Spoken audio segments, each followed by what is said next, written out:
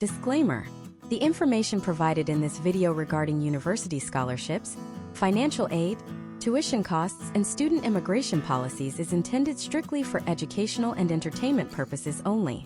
I am not a certified financial planner, a licensed immigration attorney, or an official university admissions counselor. The landscape of higher education finance and international student visas in the United States is highly complex and subject to rapid, unpredictable changes, especially in the year 2026.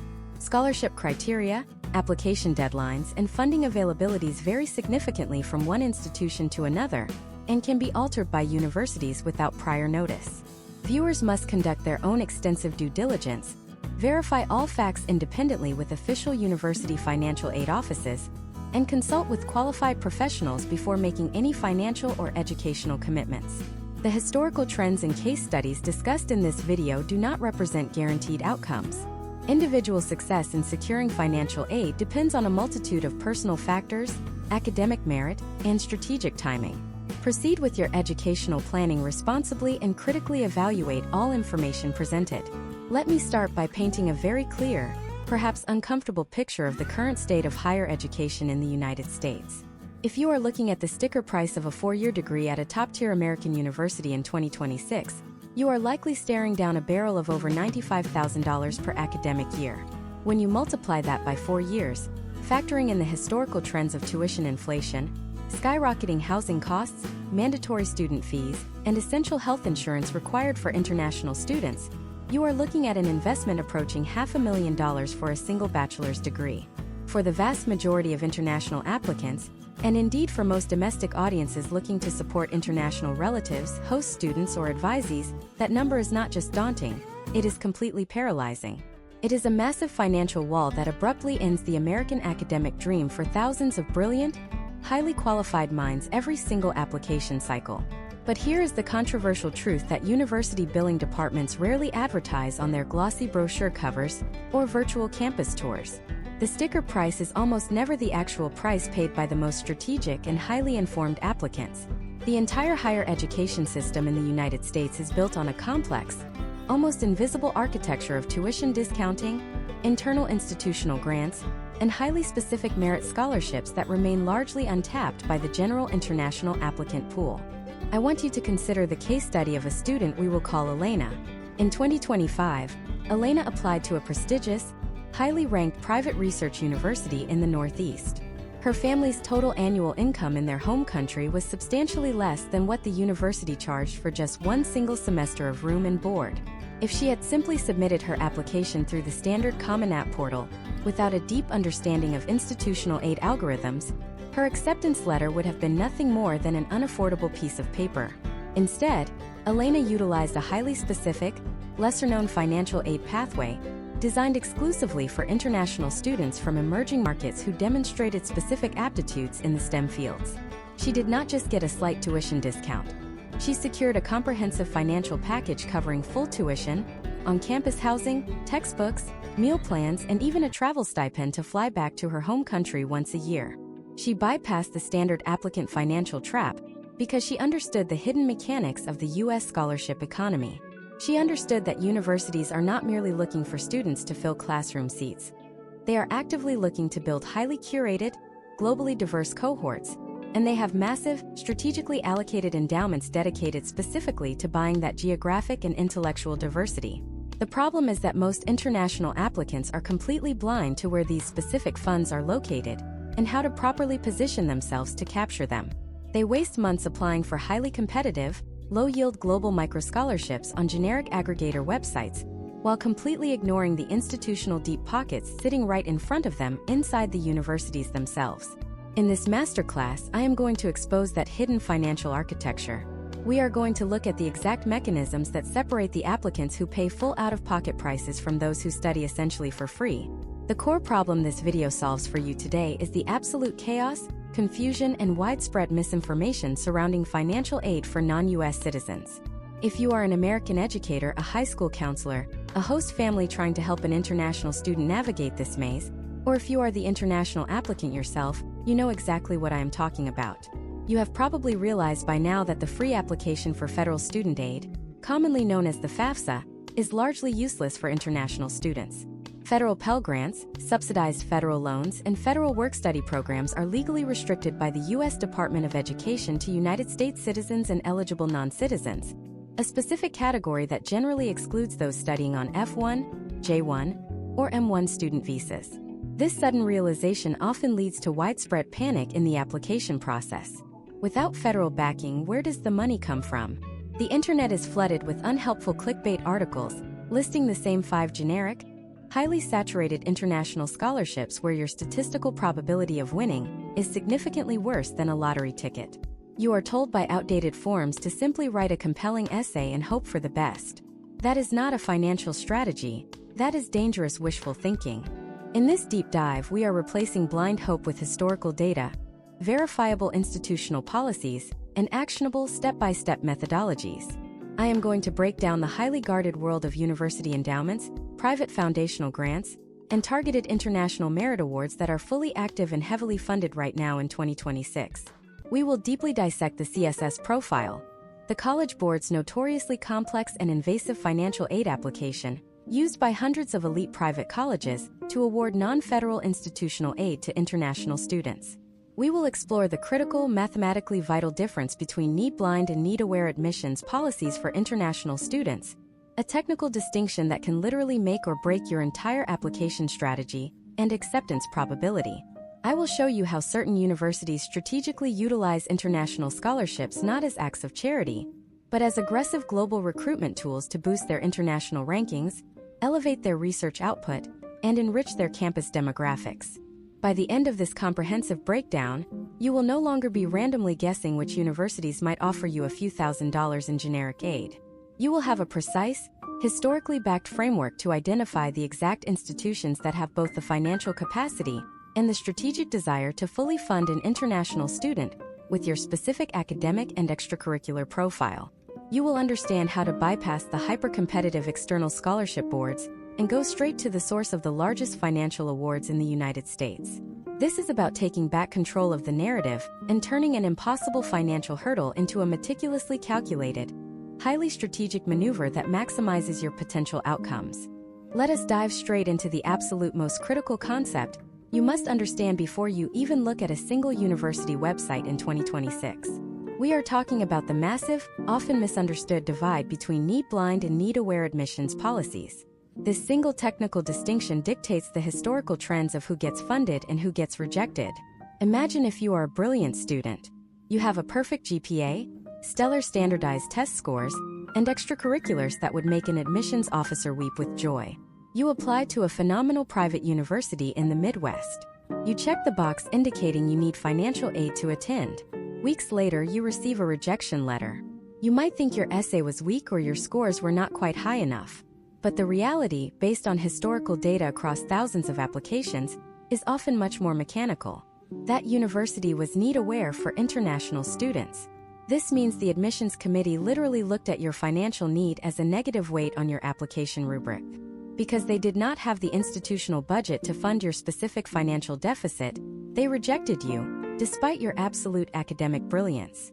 Now let us look at a case study from a high school guidance counselor named Michael Davis, working out of a public magnet school in Chicago this year in 2026. Michael was advising an exceptional international exchange student from Southeast Asia named Lynn. Lynn was aiming for top-tier liberal arts colleges. Michael knew that if Lynn applied to need-aware institutions asking for full tuition, her statistical probability of admission would plummet.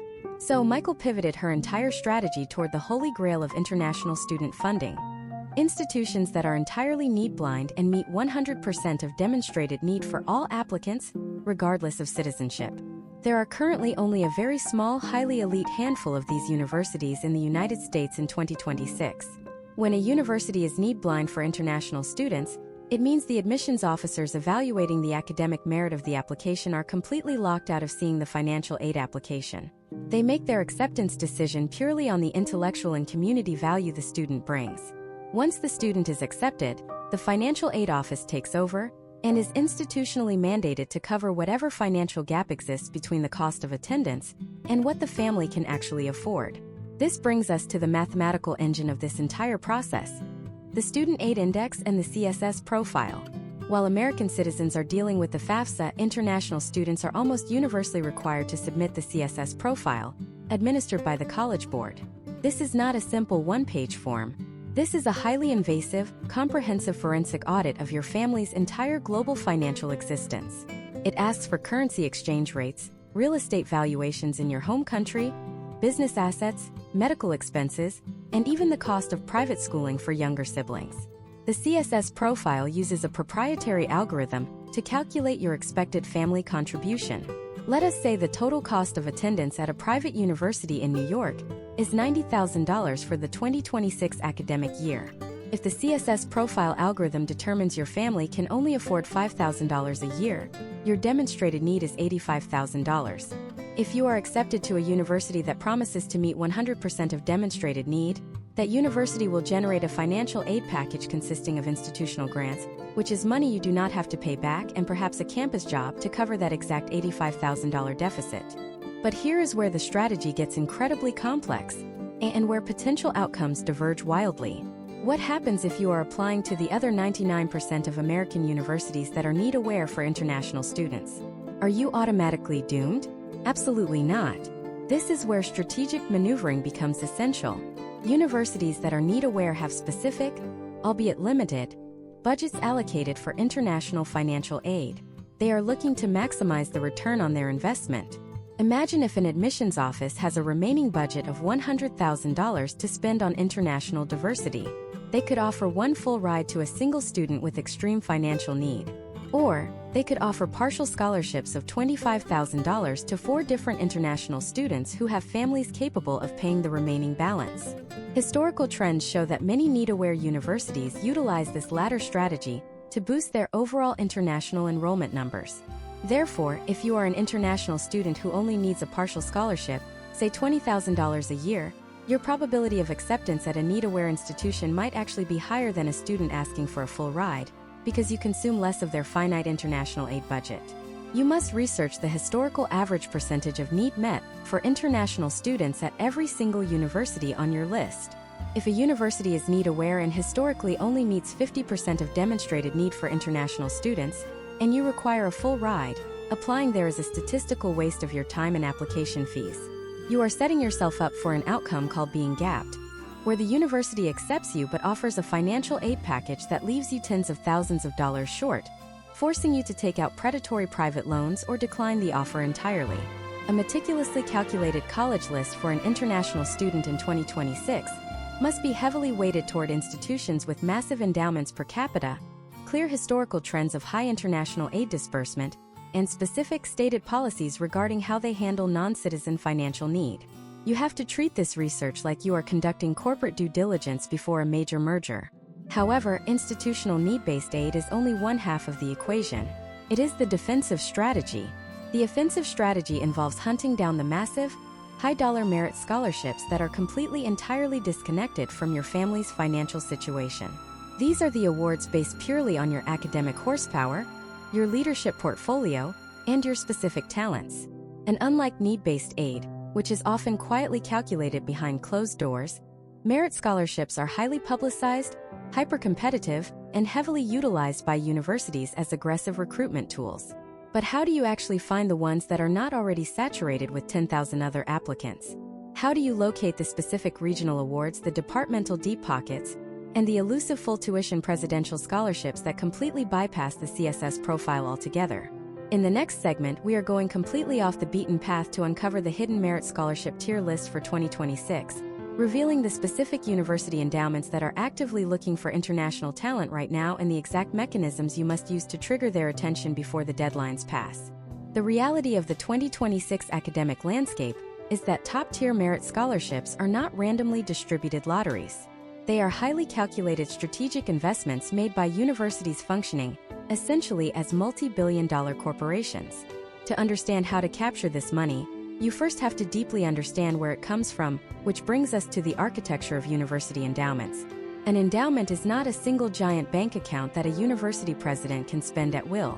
It is a highly complex portfolio of thousands of individual investment funds, many of which are heavily legally restricted by the original donors. Historical trends indicate that while massive coastal Ivy League institutions use their endowments primarily for need-based aid, the mid-tier private universities located in the American Midwest, the South, and the Pacific Northwest aggressively utilize their endowments to generate massive merit scholarships. They use this money to buy academic talent and international diversity away from the famous coastal schools. Imagine if you are looking at a highly respected private research university in Ohio. They know they cannot compete purely on brand name recognition against a school like Stanford. So what is their strategic maneuver? They create a premier tier merit scholarship, often called a presidential scholarship or a chancellor award, offering full tuition, room, and board to the top 2% of their applicant pool, specifically reserving a set number of these awards for international students. They are weaponizing their endowment to attract students who would otherwise go to an Ivy League school, but simply cannot afford the exorbitant sticker price. However, these massive merit awards operate on completely different rules than standard admissions. This introduces the single most devastating mistake international applicants make in 2026, which is falling into the timeline trap. Imagine if you are an exceptional student from South America. You spend the entire fall semester perfecting your application, polishing your essays, and gathering your letters of recommendation. You look at the university website and see the regular decision deadline is January 15th. You submit your flawless application on January 1st, feeling incredibly confident. But historical data reveals a crushing reality. You have already lost. You have been completely locked out of the largest financial awards that institution offers. Why? Because the absolute largest merit scholarships almost universally require applicants to meet an early priority deadline, which historically falls between November 1st and December 1st.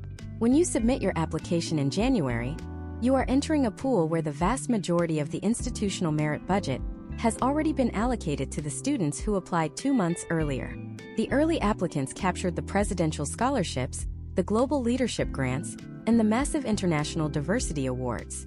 You are left fighting over the remaining scraps of the budget, perhaps a minor $2,000 book stipend, simply because you did not understand the aggressive timeline of the U.S. merit aid economy. Let us look at a highly specific case study to illustrate how hidden these funds can actually be. Consider a fictional but highly representative admissions director named David Reynolds, working at a private liberal arts college in Pennsylvania this year in 2026. David manages a specific, highly restricted endowment fund established by an alumnus back in 1995. The legal framework of this specific endowment mandates that the funds must be used exclusively to provide full tuition for a female international student from a developing nation who intends to major in environmental engineering or sustainable agriculture. If the admissions office cannot find an applicant who perfectly matches that exact demographic and academic profile, the money legally cannot be spent. It simply rolls over into the next fiscal year, unutilized. Every single year, thousands of brilliant international applicants completely miss these restricted funds because they only read the top-level admissions brochures. They assume the financial aid office will automatically match them to every available scholarship. This is a fatal assumption. Admissions offices are overwhelmed. They do not have the staff to manually cross-reference every single international applicant against thousands of highly specific restricted endowment parameters. The students who successfully capture these massive awards are the ones who conduct forensic-level research. They bypass the front page of the admissions website entirely. They dig into the university's annual donor reports. They examine the departmental web pages for the specific academic colleges within the university, such as the College of Engineering or the College of Agriculture. This brings us to the concept of departmental deep pockets. The General University Financial Aid Office is only one source of funding. At many major American universities in 2026, the specific academic departments hold their own entirely separate discretionary funds. The College of Business might have a massive surplus of scholarship money, donated by corporate alumni specifically designed to attract top-tier international talent into their accounting program. The College of Music might offer a full ride to a phenomenal international cellist, completely independent of the student's standardized test scores or the general admissions rubric. These departmental scholarships often require completely separate applications, additional essays, or specific portfolio submissions that are never mentioned on the main Common Application portal. You must begin treating your university application process like a highly targeted corporate acquisition strategy. You cannot afford to be a passive participant waiting to be selected. You have to actively identify the exact departments, the specific restricted endowments, and the precise priority deadlines that align perfectly with your unique profile. You need to map out the organizational structure of the university, identify the specific department heads or faculty members who control these discretionary funds, and understand how to properly position your application to trigger their specific institutional needs. But identifying that these hidden departmental funds and restricted endowments exist is only the first step of the battle. How do you actually find them before your global competition does? You cannot simply type generic terms into a search engine and expect to find millions of dollars in unadvertised institutional money. The search algorithms are heavily saturated with predatory lead generation websites and outdated aggregator lists that will only waste your time. You need a completely different set of tools and a radical shift in your research methodology. You need to know exactly which databases to access, which specific financial reports to analyze, and what exact phrasing to look for deep within the administrative architecture of these universities. In the next segment, we are going to crack open the actual search parameters, the financial aid datasets, and the precise investigative techniques you must deploy to systematically uncover these massive, hidden financial reserves. Aim to crack open the actual search parameters, the financial aid datasets, and the precise investigative techniques you must deploy to systematically uncover these massive, hidden financial reserves. The single most powerful, publicly available intelligence tool in the entire American higher education system is a document that universities desperately hope you never learn how to read. It is called the Common Data Set. Every single year, legitimate, accredited colleges in the United States compile a massive standardized statistical document detailing their exact admissions algorithms, student demographics, and most crucially for our purposes, their exact financial aid expenditures. This is not marketing material. This is raw, unvarnished institutional data. If you want to stop guessing and start operating with surgical precision in 2026, you must become intimately familiar with Section H of the Common Data Set.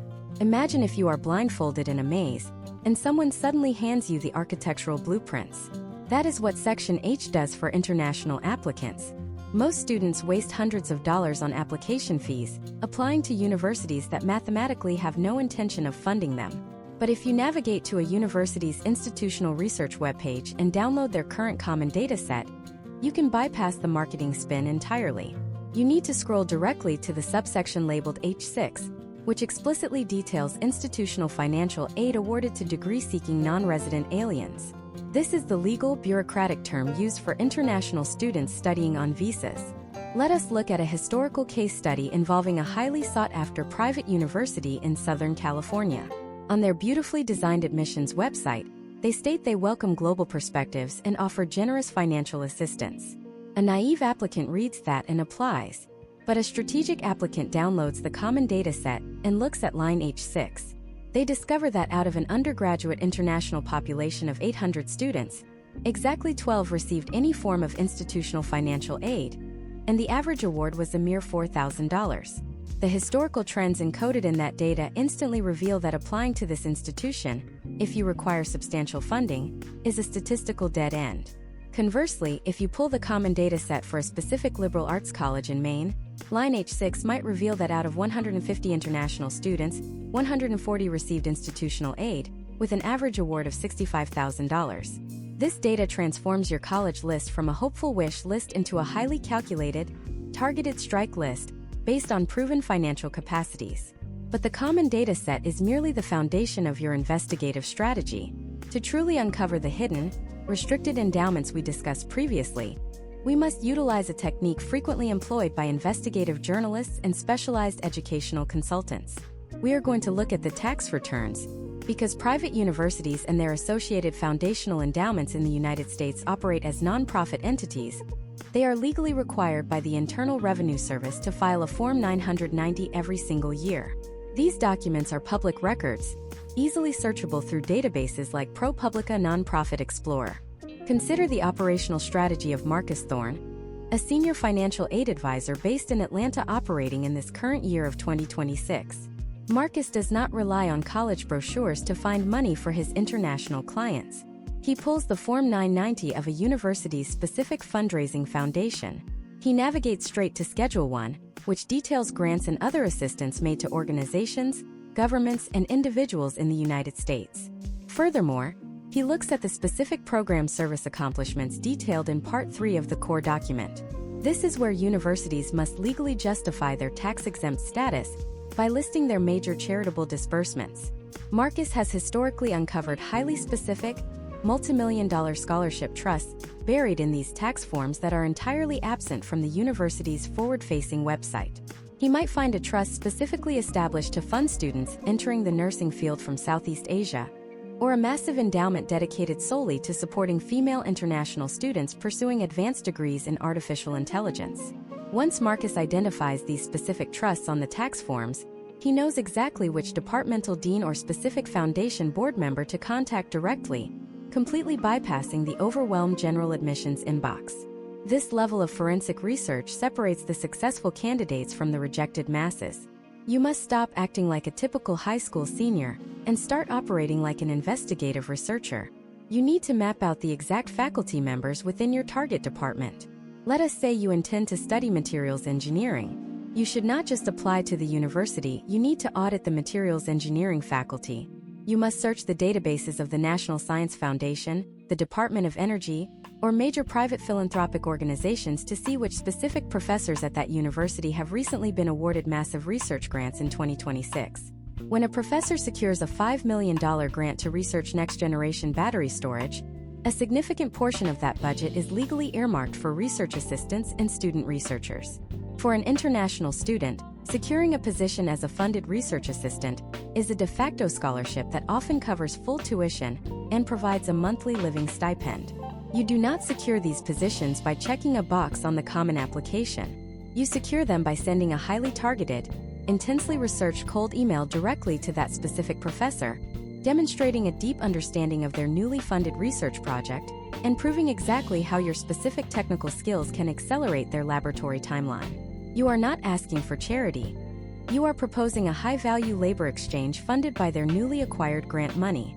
This proactive, deeply investigative approach changes the entire dynamic of the application process. You are no longer begging a faceless committee for a generic scholarship. You are strategically aligning your specific academic utility with the established financial needs and regulatory requirements of the institution. You are utilizing public tax records, federal grant databases, and standardized institutional datasets to locate the exact vaults where the money is kept. However, locating the money is still only half the battle. Once you have used the common data set in tax audits to identify the specific institutions and departments holding massive international funding reserves, you must execute the final, most critical phase of the operation. You must convince them to actually release those funds to you. You have identified the vault, but now you need the combination. This requires a fundamental dismantling of everything you have ever been taught about writing a college admissions essay. The committees controlling these massive restricted endowments are not looking for a heartwarming story about how much you want to study in America. They are utilizing a highly specific, highly rigorous psychological rubric to evaluate your potential return on their financial investment. In the next phase of this masterclass, we are going to completely deconstruct the psychology of the Scholarship Selection Committee, revealing the exact narrative frameworks and specific linguistic triggers you must embed in your application to transition from a qualified applicant to an undeniable financial investment. To understand the psychology of a Scholarship Selection Committee in 2026, you must completely discard the notion that universities operate as charitable organizations. When you are applying for a full tuition, four-year merit award that is functionally worth $250,000, you are not asking for a favor. You are entering a highly sophisticated corporate boardroom, and you are asking them to make a high-risk venture capital investment in your future trajectory. The committee members sitting around that table, reading your application, are legally and ethically bound by the foundational charter of that endowment to generate a massive, quantifiable return on their financial investment. They are historically tasked with finding the next generation of global leaders, the future industry disruptors, and the researchers who will eventually win international accolades, secure massive federal grants, and attribute their foundational success directly back to the university's initial financial backing. They are looking for a massive multiplier effect on every single dollar they disperse into the international student body.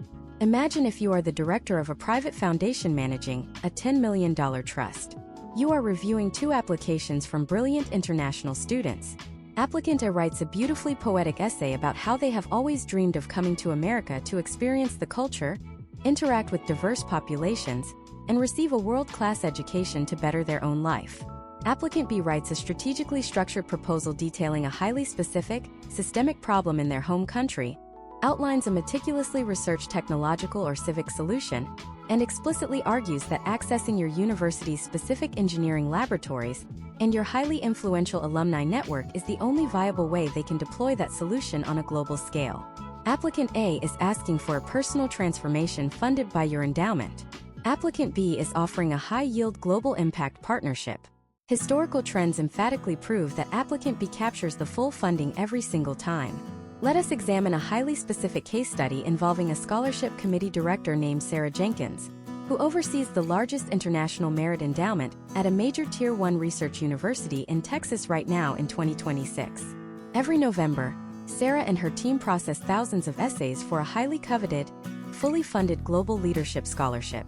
Sarah utilizes a rigid, internally developed scoring matrix. Most international applicants completely fail this matrix because they waste 80% of their essay word count detailing their past academic achievements, which the committee already has verified on their official transcripts, or they spend pages narrating past hardships in an attempt to elicit sympathy. Sarah's internal rubric historically assigns absolute 0 points for past trauma or general academic competence. Why? Because every single applicant who makes it to Sarah's desk already has a perfect academic record. A flawless grade point average and perfect standardized test scores are not differentiators in 2026. They are merely the baseline minimum requirements to even be considered for the secondary review pile. Her rubric heavily weights a metric known as institutional alignment and future impact trajectory. When Sarah reads an application, she is scanning for highly specific linguistic triggers that signal an applicant operates with a venture capital mindset. This brings us to the exact narrative framework you must deploy, which we will call the impact projection model. This framework forces you to construct your personal statement not as a retrospective diary, but as a forward-looking business prospectus. The first phase of the impact projection model is the macro problem definition. You do not start by talking about yourself. You start by authoritatively defining a massive, high-stakes problem occurring in your specific region of the world. Perhaps it is the systemic failure of agricultural supply chains in sub-Saharan Africa, the rapid degradation of urban water infrastructure in Southeast Asia, or the critical lack of scalable maternal health technology in rural South America. You immediately establish yourself as a domain expert who is deeply engaged with a real-world, quantifiable crisis. The second phase is the personal pivot. This is where you introduce your specific background, not as a vanity list of extracurricular achievements, but as a direct, necessary response to the macro problem you just defined. You explain how your past independent research, your local community leadership initiatives, or your highly specific academic focus has uniquely positioned you to solve this exact issue. You are seamlessly transitioning the narrative from a global crisis to your individual, undeniable capability to intervene. The third and absolutely most critical phase is the institutional catalyst. This is where you explicitly tie your future success to the exact university and the exact scholarship you are applying for. You cannot use generic statements about their great faculty or beautiful campus. You must name the specific tenured professors whose current 2026 research publications align directly with your goals. You must name the specific campus venture incubators, the specific global policy institutes, or the exact laboratory facilities that you intend to aggressively utilize. You are building an undeniable logical argument that their financial investment is the critical catalyst required to launch your solution into the world. You are actively demonstrating that you have conducted exhaustive due diligence on their institutional assets, and you already have a strategic plan to extract maximum value from their campus on day one. To execute this framework effectively, you must radically alter your vocabulary. You must permanently strip out all passive, hopeful, and emotional language from your application. Words like hope, wish, dream, and aspire are massive linguistic red flags that signal a profound lack of concrete planning. You must replace them with active, impact-driven verbs. You must use authoritative phrases like I intend to implement, my primary objective is to scale, I plan to engineer, and my specific trajectory involves restructuring. These linguistic triggers subconsciously communicate immense authority, unshakable confidence, and a hyper-focus on measurable execution. You are speaking the exact language of a corporate project manager, a future chief executive, or a lead scientific investigator. You are signaling to the committee that you are not coming to their university to passively absorb lectures and figure out what you want to do with your life. You are arriving with a highly actionable master plan, and you simply require their financial capital to execute it. Let us look at another hypothetical scenario. Consider an applicant aiming for a highly restrictive, prestigious public health scholarship in Massachusetts. Instead of writing that they simply hope to learn about epidemiology to help sick people back home, they explicitly state that their objective is to leverage the university's specific predictive infectious disease modeling software to completely restructure the rural vaccine distribution networks in their home province. They are pitching a highly specific, highly scalable project. They are transforming themselves from a generic student asking for money into a high-value institutional asset. When you master this narrative framework, your application completely transcends the standard admissions pile. You force the committee to stop evaluating you as a student and start evaluating you as a high-yield institutional investment. You are speaking the exact language of the foundation directors and the endowment managers. You are proving that you understand the immense financial gravity of the award you are asking for. However, perfecting the written narrative is merely passing the first major gatekeeper. When you deploy the impact projection model successfully and trigger the intense interest of a massive endowment fund, they do not just mail you a check for $250,000. They demand immediate, in-person verification. They want to look you in the eye and deeply test the structural integrity of the brilliant prospectus you just submitted. You will be invited to the final, most terrifying phase of the International Merit Scholarship process, which is the behavioral interview. This is where historical data shows that over 70% of highly qualified applicants completely collapse under pressure. They meticulously memorize their essays but fundamentally fail to understand the psychological warfare of the high-stakes academic interview. In the next chapter, we are going to completely deconstruct the interview room, revealing the exact behavioral traps committee members set in 2026, and the precise psychological countermeasures you must deploy to secure the final financial offer. The moment you log into that secure virtual interview room or sit down across the mahogany table from a scholarship selection committee in 2026, you are no longer an applicant.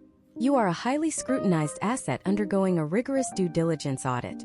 Historical trends across major U.S. university endowments show that the interview phase is expressly designed to break the facade of the polished essay. Committee members know that artificial intelligence and expensive admissions consultants can write a flawless personal statement. They cannot, however, fake the real-time cognitive processing, the domain-specific expertise, and the unshakable conviction required to survive a behavioral stress test. You must understand that the panel is typically composed of three distinct archetypes. First, there is the academic dean, who is there to test the rigorous validity of your intellectual claims. Second, there is the admissions director, who is assessing your overall cultural fit and retention probability. And finally, there is the endowment board member, the individual who actually controls the capital and is solely focused on your potential outcomes and long-term return on investment. If you walk into this environment expecting a casual conversation about your hobbies and your love for American culture, you will be systematically dismantled within the first 4 minutes. Let us examine the exact behavioral traps these committees set, starting with the most dangerous landmine in the entire higher education landscape. The interview will almost always begin with a seemingly innocuous prompt. The lead interviewer will smile warmly and say, "Tell us a little bit about yourself." This is not an icebreaker. This is a highly calculated psychological trap, known as the baseline calibration. 95% of international applicants fall directly into this trap by reciting their resume. They chronologically list their high school achievements, their grade point average, and their extracurricular activities. The committee already has your resume sitting right in front of them. By repeating it, you instantly signal that you lack strategic awareness and high-level communication skills. You are boring the endowment board member before the interview has even truly begun. The precise psychological countermeasure you must deploy here is what corporate strategists call the impact thesis. When asked to introduce yourself, you completely bypass your past achievements and immediately anchor your identity to the massive global problem you intend to solve. Imagine a case study involving an international student named Priya, applying for a full-ride biological sciences scholarship at a top-tier research institution in Illinois this year in 2026. When asked the opening question, Priya did not mention her perfect test scores. She stated clearly that she is a bioinformatics researcher completely focused on developing low-cost genomic sequencing protocols for agricultural pathogens in Southeast Asia. And she is at this interview because this specific university houses the only supercomputing cluster in the Midwest capable of modeling her datasets. In 30 seconds, she bypassed the student archetype entirely and established herself as a peer researcher seeking institutional backing. This instantly shifts the power dynamic of the room. Once you survive the baseline calibration, the committee will escalate to the second phase, which is the structural integrity test. They are going to actively attack the plan you laid out in your application essay. Consider the perspective of Robert Vance, a senior foundation director sitting on a scholarship panel in 2026. Robert reads hundreds of essays promising to change the world. His primary interviewing tactic is to find the weak point in the applicant's master plan and press on it until it fractures. He will look at your ambitious proposal to reform renewable energy grids or build a new artificial intelligence diagnostic tool, and he will ask a highly aggressive question. He will ask, what exactly will you do when your primary funding falls through in year 2, your prototype fails regulatory compliance, and your entire core thesis is proven wrong by a competing laboratory? Average applicants panic under this pressure. They become defensive, or they naively guarantee that their plan will not fail. In the world of high-level academia and venture capital, claiming you will not fail is the ultimate proof of your inexperience. The strategic countermeasure for the structural integrity test is a highly evolved version of standard interview techniques. You must utilize the STAR pivot framework. STAR traditionally stands for situation, task, action, and result. But in 2026, for top-tier international funding, you must add the pivot. You calmly acknowledge the high probability of failure in any ambitious endeavor. You then draw upon a historical case study from your own past where a high-stakes project completely collapsed. You detail the exact situation, the task you were trying to accomplish, the action you took that led to the failure, and the immediate result. But then you execute the pivot. You explain the precise data you extracted from that failure, the exact methodology you used to recalibrate your approach, and the secondary success you achieved because of that initial collapse. You are proving to Robert Vance that his endowment money is safe with you, not because you are perfect, but because you are highly resilient, mathematically adaptable, and capable of navigating catastrophic setbacks without abandoning the core mission. The final phase of the interview is the institutional fit interrogation. The academic dean will lean forward and ask why you specifically need their institution to achieve your goals. If you mention their high ranking on a global list, their beautiful campus architecture, or their generic commitment to diversity, you have failed the test. They are looking for hyper-specific, verifiable proof that you have audited their capabilities. You must counter this by deploying the departmental deep dive intelligence you gathered during your application phase. You must state that you are not just choosing their university, you are choosing Dr. Sarah Jenkins' laboratory because her recent 2026 publication on synthetic polymers exactly mirrors your intended thesis trajectory. You mention the specific mass spectrometry equipment they recently installed, which you track through their public grant filings, and explain how access to that exact machine will accelerate your timeline by 2 years. You are demonstrating that you do not just want a scholarship, you want a highly specific operational partnership with their faculty. As the interview concludes, the committee will open the floor for you to ask them questions. This is the final behavioral trap. If you ask about housing options, meal plans, or the international student orientation schedule, you immediately downgrade your perceived value. Those are administrative questions for the front desk. You are sitting in front of the endowment board and the deans. You must reverse the interview and ask them high-level strategic questions that force them to sell the institution to you. You ask the dean how the department plans to integrate undergraduate researchers into the newly announced federal grant initiatives for the upcoming decade. You ask the endowment director how the Scholarship Foundation tracks the long-term economic impact of its alumni network in emerging markets. You leave the room projecting absolute authority, transforming the interaction from an interrogation into a mutual evaluation between future partners. When you execute these countermeasures perfectly, the committee's decision becomes mathematically obvious. They vote to extend the offer. Weeks later, you open your email and see the acceptance letter and the financial aid package. You have done it. You have secured the funding. But this is exactly where the most devastating silent mistake in the entire U.S. college application process occurs. You look at the financial award you celebrate, and you prepare to sign the acceptance form. You are about to leave tens of thousands of dollars on the table, because you do not realize that the first financial aid offer from a major U.S. university in 2026 is almost never their final offer. The initial award letter is merely the opening bid in a highly complex, fiercely guarded negotiation process. In the next segment, we are going to completely expose the shadow economy of the financial aid appeal, revealing the exact legal mechanisms, the specific leverage points, and the precise email templates you must use to force the university to increase your scholarship package before the final deadline.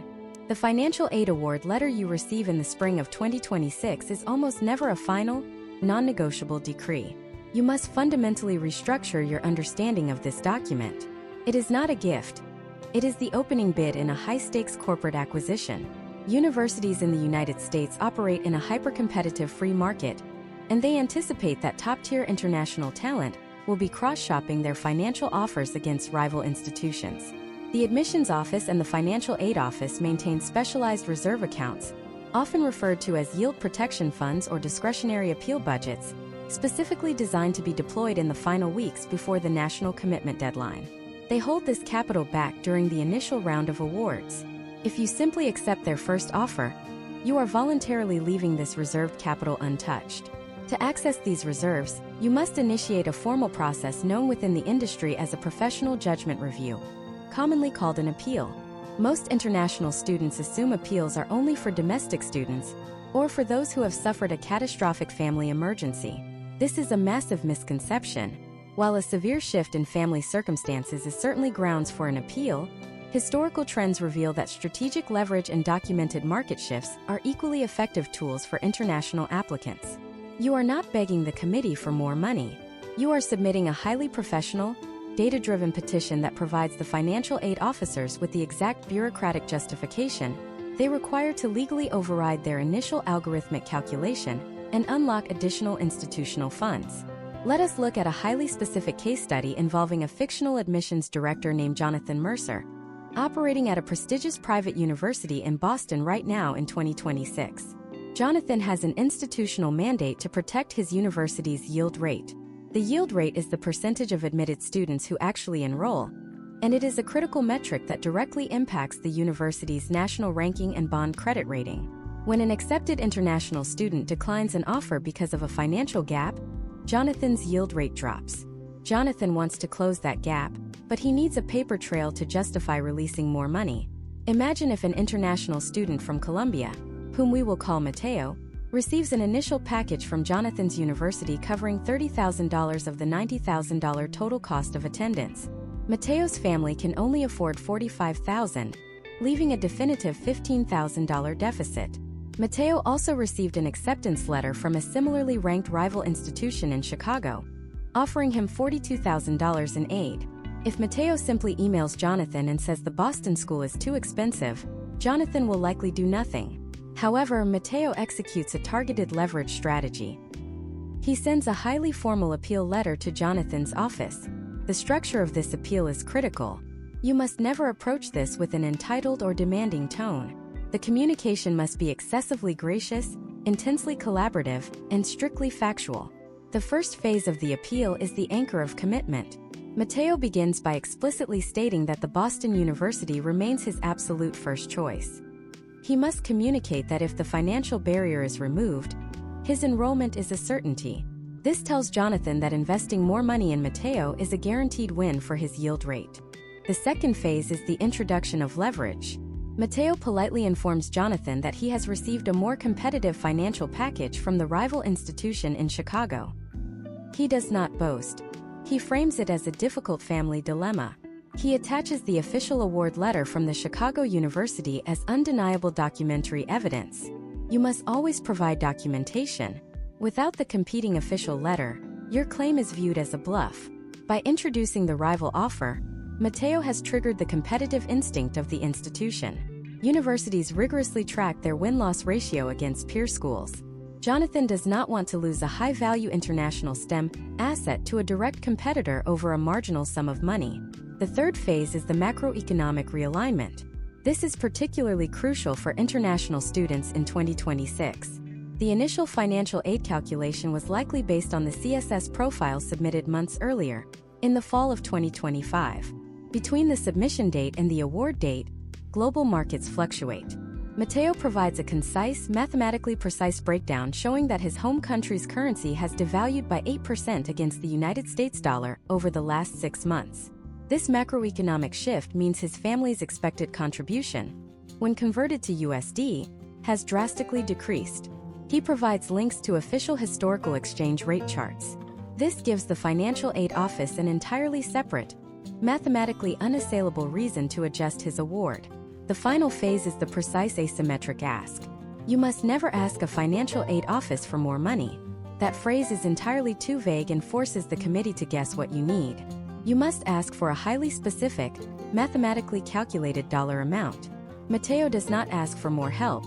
He explicitly requests an additional $15,000 to match the total out-of-pocket cost of the Chicago offer. By providing an exact number, you give the committee a definitive target to hit. They can look at their discretionary budget, see if they have exactly $15,000 available, and make an immediate executive decision.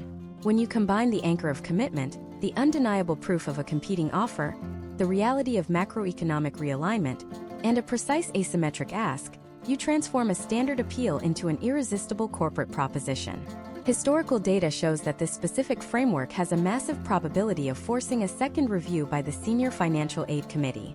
Jonathan Mercer takes Mateo's documented appeal to the committee, utilizes the currency devaluation data as the bureaucratic justification, utilizes the rival offer as the institutional motivation, and authorizes the release of an additional $15,000 from the Yield Protection Reserve. Mateo secures the necessary funding not by wishing for it, but by strategically negotiating for it. However, a highly successful institutional appeal is sometimes still not enough.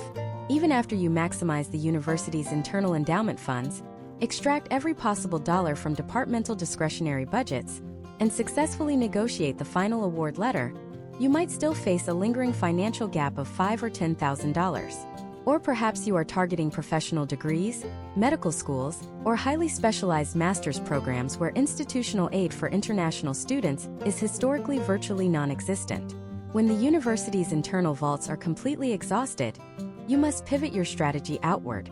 You must tap into the massive, external shadow network of private corporate sponsorships, multinational philanthropic foundations, and highly specialized geopolitical grants that operate entirely independent of the university system. In the next section, we are going to leave the campus entirely and map out the exact global corporate entities that are aggressively funding international students in 2026, revealing the highly guarded application pipelines you must use to secure their backing. When you step outside the traditional university financial aid system in 2026, you are no longer dealing with academic deans or yield protection algorithms. You are entering the highly complex, geopolitically driven world of multinational philanthropic foundations and corporate talent pipelines. These entities operate on a completely different psychological wavelength than a university admissions committee. A university wants you to enrich their campus culture. A multinational foundation or a massive tech conglomerate wants you to execute a specific, measurable objective that aligns with their global operational mandate. They do not care about your high school debate club. They care about your utility as a future leader in a specific emerging market or your potential to generate intellectual property for their corporate research division. Historical trends dictate that there are two distinct categories of external funding you must target. The first category consists of the massive geopolitical capacity building grants. Organizations like the Aga Khan Foundation, the MasterCard Foundation, and the World Bank operate specialized graduate and undergraduate scholarship programs that are historically worth hundreds of thousands of dollars per student. But their application pipeline is heavily guarded and profoundly misunderstood by the average applicant. Imagine if you are an exceptional student from sub-Saharan Africa, intending to study civil engineering. If you apply to a capacity-building foundation using the exact same essay you sent to a university, you will be instantly rejected. Why? Because you failed to understand their foundational charter. These organizations are not funding your personal American dream. They are funding the infrastructural development of your home country. Their primary fear, backed by decades of historical data, is brain drain. They are terrified of spending $200,000 to educate you at a top-tier American university, only for you to take a lucrative job in Silicon Valley and never return home. To secure this specific type of funding, your application must operate as a legally binding philosophical contract of return. Consider the operational perspective of a foundation director named Marcus Sterling, based out of Washington, D.C. this year in 2026. Marcus oversees a $30 million fund dedicated to developing public health infrastructure in Southeast Asia. When Marcus reads an application, he is actively scanning for the return on investment mechanism, You cannot simply state that you want to help people back home. You must provide Marcus with a meticulously detailed, multi-year reentry strategy.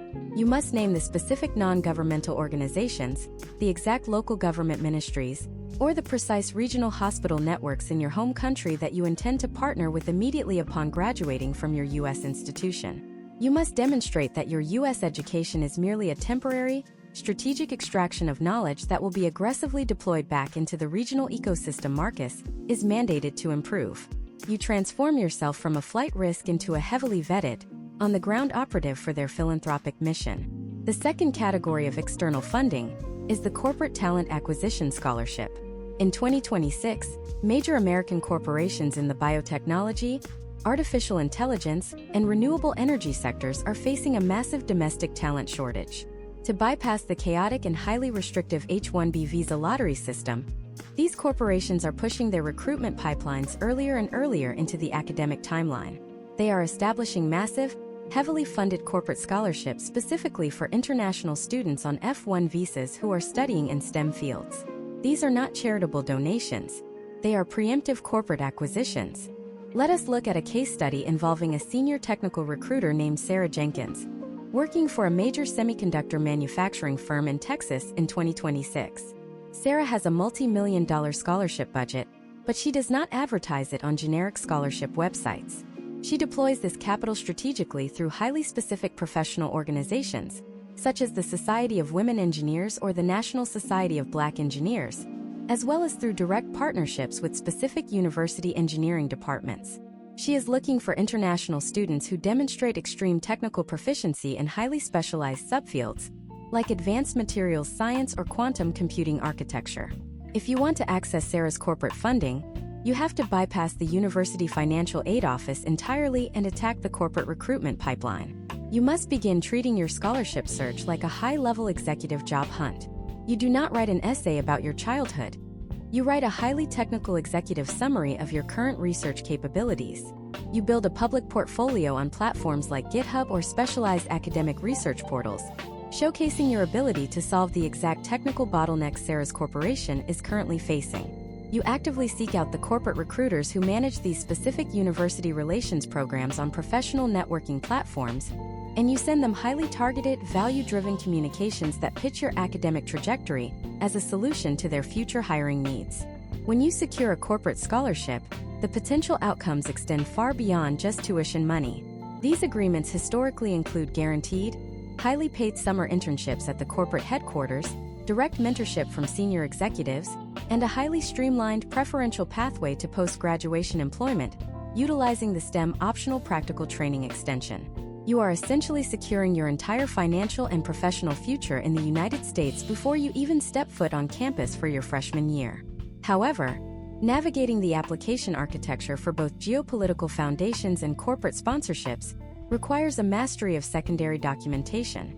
Because these entities are distributing massive amounts of private capital outside the regulated university system, they require intense third-party validation of your claims.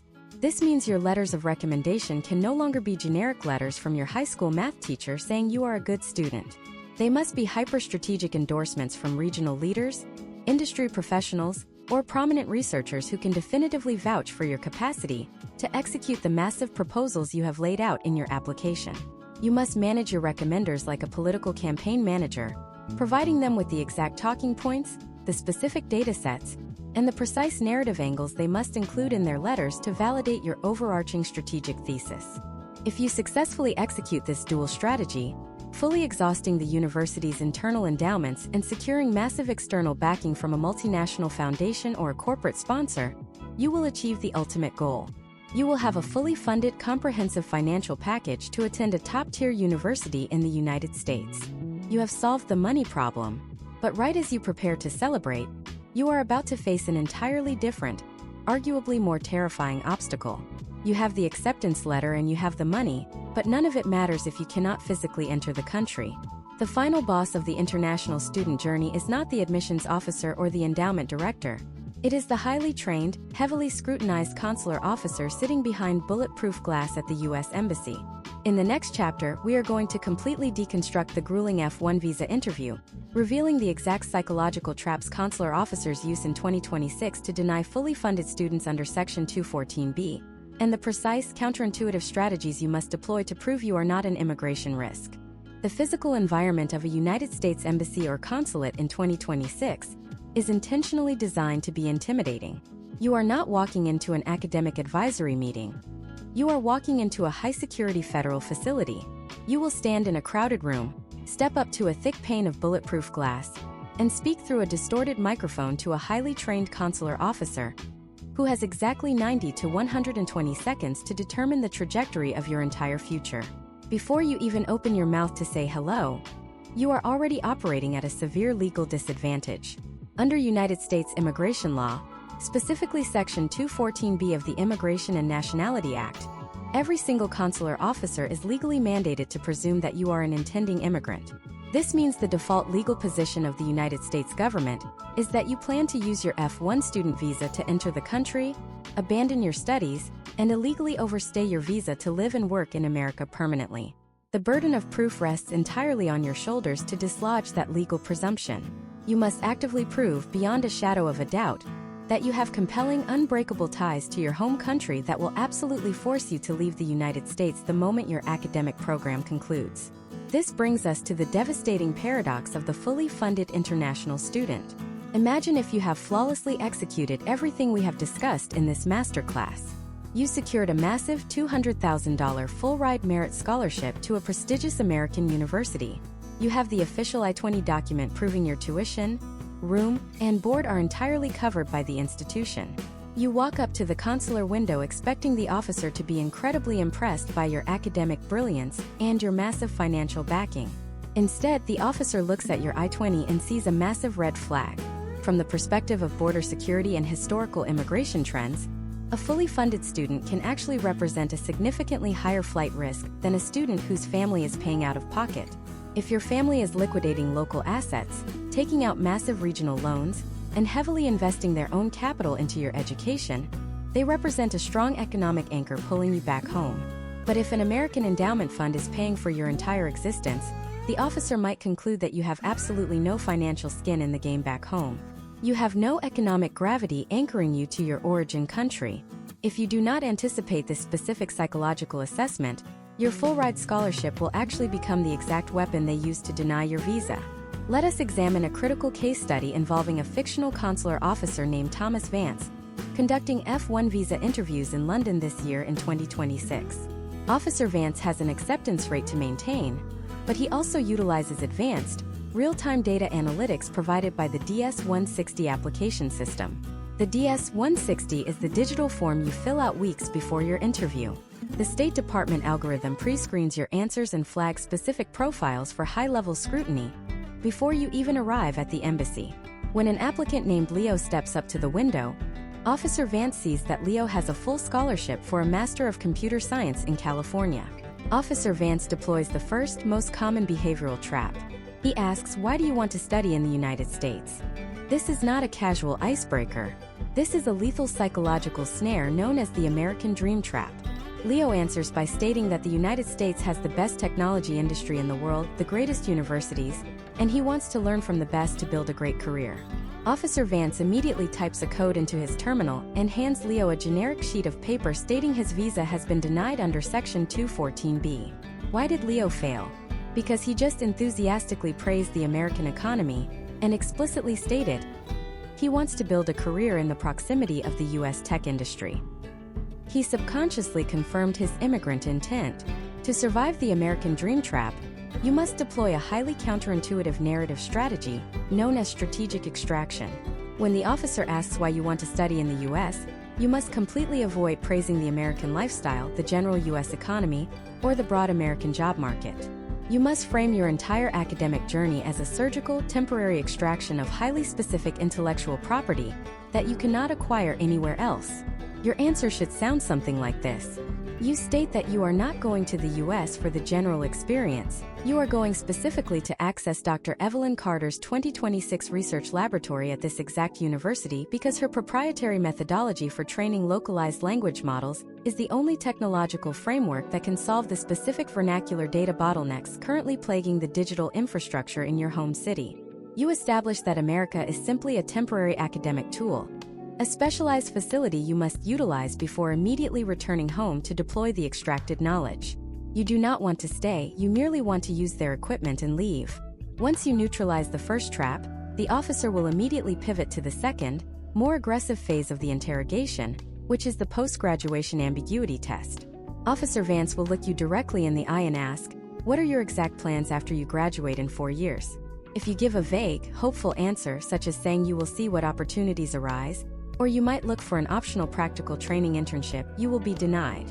Ambiguity is the enemy of non-immigrant intent. The strict countermeasure here is the hyper-specific reentry plan backed by physical, verifiable documentation. You must not merely state that you will return home. You must provide the officer with the exact GPS coordinates of where your career will resume. Imagine if an applicant named Sophia from Brazil is asked this question. She does not hesitate. She states that upon graduation in May of 2030, she is returning immediately to Sao Paulo to assume a mid-level operational role at a specific, named Brazilian agricultural logistics firm. Furthermore, she does not expect the officer to simply take her word for it. She immediately slides a formal, legally binding letter of intent under the bulletproof glass. This document is printed on the official letterhead of that exact Brazilian corporation, signed by a current executive, explicitly stating that they are actively sponsoring her U.S. education and have a guaranteed, highly specialized role waiting for her the exact month she returns to Brazil. Sophia has mathematically eliminated the officer's presumption of immigrant intent by proving her future economic survival is completely tethered to her physical return to her home country. You must apply this level of intense, verifiable proof to every aspect of your home country ties.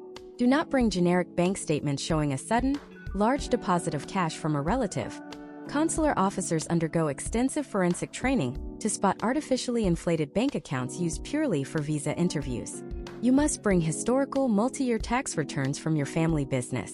You must bring legal deeds of trust showing you are the primary inheritor of physical real estate or agricultural land in your home country. You must bring undeniable proof of deep, structural economic gravity that makes remaining in the United States a terrible financial decision for your long-term wealth. You must also understand the brutal reality of the timeline. You cannot wait for the officer to casually ask to see your documents. Historical trends show that officers rarely ask for secondary paperwork unless you aggressively force it into the conversation. The entire interview is often decided in the first 30 seconds based purely on your body language, your vocal projection, and your immediate capacity to weave your return intent into your very first answer. If they ask about your major, you answer with your major and immediately attach the reason why that major is critical for your immediate return to your specific local economy. You control the narrative pacing. You transform a suspicious federal interrogation into a highly professional presentation of your geopolitical academic strategy. When you master these psychological countermeasures, you strip away the officer's legal justification to deny you. You pass the test, your passport is stamped, and your visa is approved. You have officially beaten the entire system. You secured the university acceptance, you negotiated the massive hidden endowment funding, and you legally cleared the federal immigration blockade. You pack your bags, you board the flight, and you arrive on your American campus in the fall of 2026, ready to begin your fully funded academic journey. But this is exactly where the final, most devastating illusion shatters. You think the financial battle is over because your tuition is covered. But within the first 30 days of arriving on campus, you are going to be hit by a highly complex, legally enforced matrix of mandatory international student fees, predatory health insurance mandates, and the crushing reality of the United States federal tax code on international scholarships. If you do not understand how to navigate this final, silent financial crisis, your full-ride scholarship can quickly become a legal and economic nightmare, potentially forcing you to drop out before your first semester even concludes. In the final chapter of this masterclass, we are going to completely expose the hidden costs of the American campus in 2026, revealing the exact legal loopholes, the specific tax treaty exemptions, and the off-campus operational strategies you must deploy to survive the hidden collegiate economy. The moment you step onto an American college campus in 2026, you are entering a highly monetized, heavily regulated microeconomy that operates completely independent of your tuition bill. The most dangerous assumption an international student can make is believing that a full-ride scholarship equals zero out-of-pocket expenses. This is a catastrophic financial miscalculation.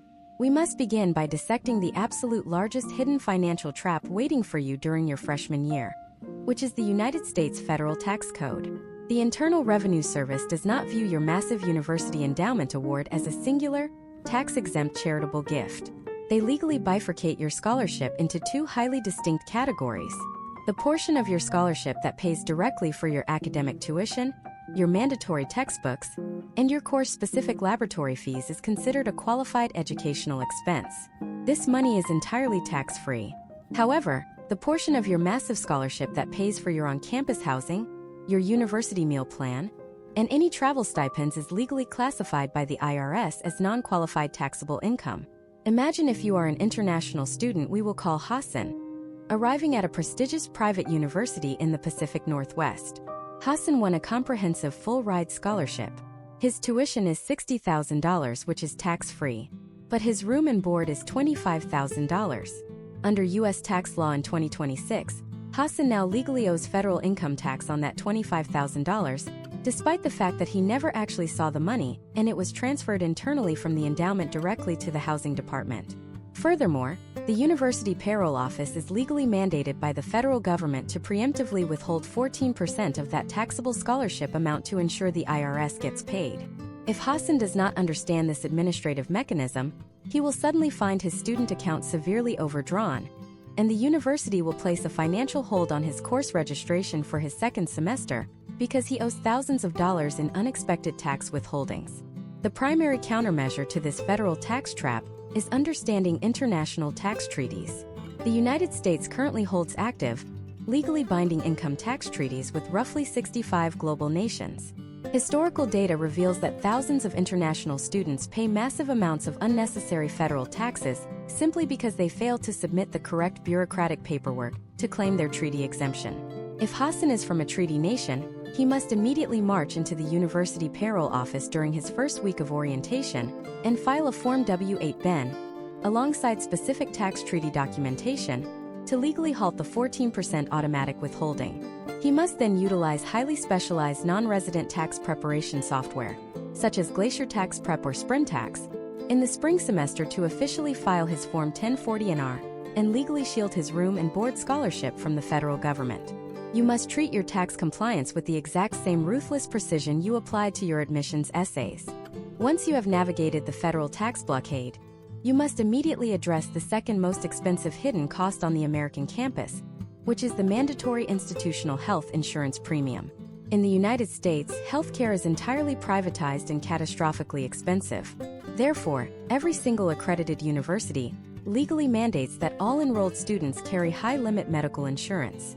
If you are an international student arriving in 2026, the university will automatically default you into their sponsored, premium-tier health insurance plan. The historical trends for these university-sponsored plans show premiums easily exceeding $3,000 to $4,000 per academic year. Your tuition scholarship almost never covers this premium. It is a direct out-of-pocket bill posted to your student account on day one. However, there is a massive legal loophole that universities desperately try to downplay. It is called the health insurance waiver process. You are not legally required to buy the university's specific, overpriced insurance plan. You are only required to possess a plan that meets their exact minimum coverage thresholds. These thresholds typically mandate a specific low deductible, coverage for medical evacuation, and coverage for the repatriation of remains. Smart international applicants bypass the university billing department entirely.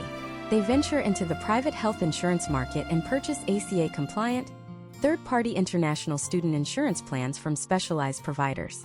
These private market plans often provide the exact same legal coverage requirements for less than one-third of the cost of the university-sponsored plan.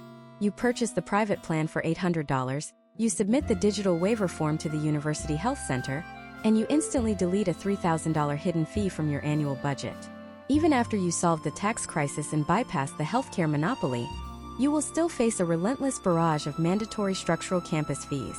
You will be billed for international student administrative fees, technology infrastructure fees, campus recreation facility fees, and SEVIS compliance fees. These recurring unadvertised charges can easily total another $2,000 a year. To survive this final layer of the hidden collegiate economy, you must immediately leverage the only legal revenue stream available to you as an F1 visa holder, which is on-campus employment. The regulations of the F1 visa strictly prohibit you from working off campus during your first academic year. You cannot drive for a ride-sharing app, you cannot work at a local restaurant, and you cannot freelance online. Doing any of these will result in the immediate termination of your SEVIS record and your deportation. However, you are legally permitted to work up to 20 hours per week directly on the university campus. This is your operational lifeline, but you must not settle for generic, low-leverage campus jobs like wiping down tables in the dining hall. You must approach on-campus employment as a highly strategic networking operation. Consider the case study of an international student named Elena, studying communications at a massive state university in Texas. Elena needed to cover her mandatory technology fees. Instead of taking a minimum wage job at the campus bookstore, she aggressively audited the university directory and secured a 15-hour-per-week position as a front desk assistant in the university's Global Alumni Relations Office. This was a masterstroke of operational strategy.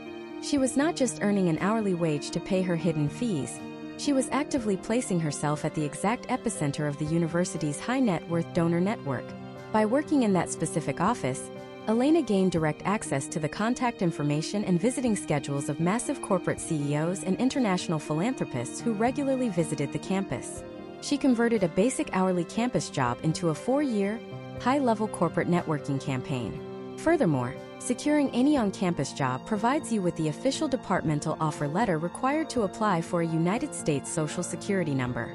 Acquiring your SSN during your freshman year is absolutely critical, as it allows you to begin building an American credit history, leasing off-campus apartments, and preparing for the massive corporate internships you will target in your junior year.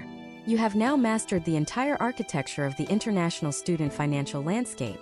You understand how to identify the massive, hidden university endowments. You know how to forensically audit the common data set and target departmental deep pockets. You have the exact psychological frameworks required to dominate the behavioral scholarship interview and the high-stakes federal embassy interrogation. You understand the corporate appeal strategies to force universities to increase their final offers, and you possess the operational blueprints to legally dismantle the hidden tax and administrative fees waiting for you on campus. You are no longer navigating the United States higher education system as a blind participant. You are operating as a highly calculated, heavily armed financial strategist. But capturing the scholarship and surviving the 4 years of undergraduate study is only the preamble to the true American academic journey. Because the moment you walk across that graduation stage with your fully funded degree in hand, a terrifying 60-day federal countdown clock immediately begins ticking. If you do not have a highly specific, legally bulletproof corporate sponsorship lined up by the end of that countdown, your F1 visa expires, and you are forced to leave the country permanently, abandoning everything you just built. So, what exactly happens the day after graduation? And how do you successfully transition from a fully funded student into a highly compensated, legally protected corporate employee in the United States? That requires an entirely new set of rules and a completely different legal matrix.